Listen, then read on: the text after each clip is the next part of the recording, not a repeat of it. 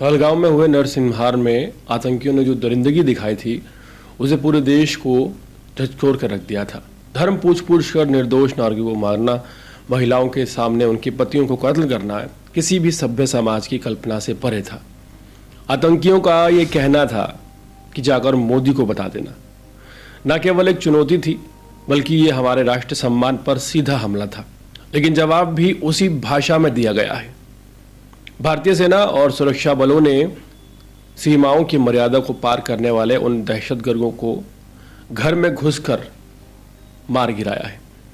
प्रधानमंत्री नरेंद्र मोदी का यह संदेश आज गूंज रहा है कि घर के अंदर घुसकर मिट्टी में कैसे मिलाया जाता है, सांप का फन कैसे कुचला जाता है, ये हमें अच्छी तरह आता है। ये केवल एक जवाब नहीं था, ये उस चेतावनी की शुरुआत थी जो भारत के दुश्मनों के लिए अब रोज की हकीकत बन जाएगी।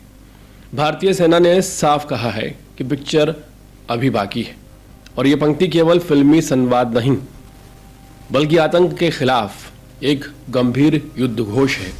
आज का भारत चुप नहीं बैठता, ना ही सहन करता है। जो जहां भी हो, यदि वो हमारे नागरिकों को चोट पहुंचाने का दुस्साहस करेगा तो उसे सुरक्षित नहीं रहने दिया जाएगा। हमने ये साबित कर दिया है कि आतंक का जवाब संविधान और संयम के साथ नहीं बल्कि आग और लहू की भाषा में साफ तौर पर दिया जा सकता है जब जरूरत पड़े। जिस तरह से भारत ने जवाब दिया है, पहलगाम आतंकी हमले का बदला लेते हुए भारतीय सेना ने पाकिस्तान और पीओके में आतंकी अड्डों को मिट्टी में मिला दिया है। ऑपरेशन सिंदूर के तहत की गई इस कार्रवाई में मोस्ट वांटेड आतंकी मसूद अजहर के परिवार के 14 लोग भी मारे गए। भारतीय सेना ने मंगलवार देर रात पाकिस्तान और पीओके में 9 जगह आतंकी ठिकानों पर एयर स्ट्राइक की। भारतीय सेना, वायुसेना और विदेश मंत्रालय इस पूरे ऑपरेशन सिंदूर को लेकर प्रेस ब्रीफ कर रहे थे। इस दौरान प्रेस ब्रीफिंग में विदेश सचिव विक्रम मिस्त्री के साथ साथ 2 महिला अधिकारी नजर आईं। इनमें वायुसेना की विंग कमांडर व्योमिका सिंह और भारतीय सेना की कर्नल सोफिया कुरैशी थी। भारतीय सेना की कर्नल सोफिया कुरैशी ने एयर स्ट्राइक की जानकारी दी। उन्होंने कहा कि 9 आतंकी ठिकानों को निशाना बनाया गया है। पहलगाम में मासूम मारे गए थे।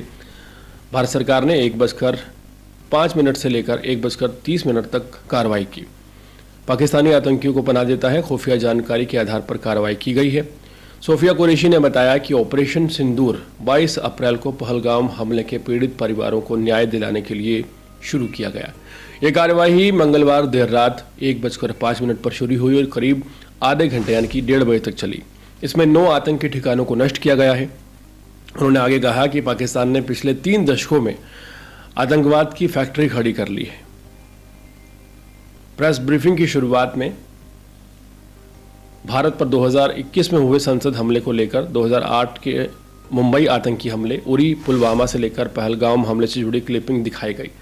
विदेशी सचिव विक्रम मिस्त्री ने कहा कि पहलगाम पर हमला हुआ कायराना था। जम्मू कश्मीर की शांति भंग करने के लिए यह हमला किया गया। हमलावरों की जानकारी जुटाई गई। पाकिस्तान दुनिया को गुमराह कर रहा है, देश में दंगे भड़काने की साजिश रच रहा है।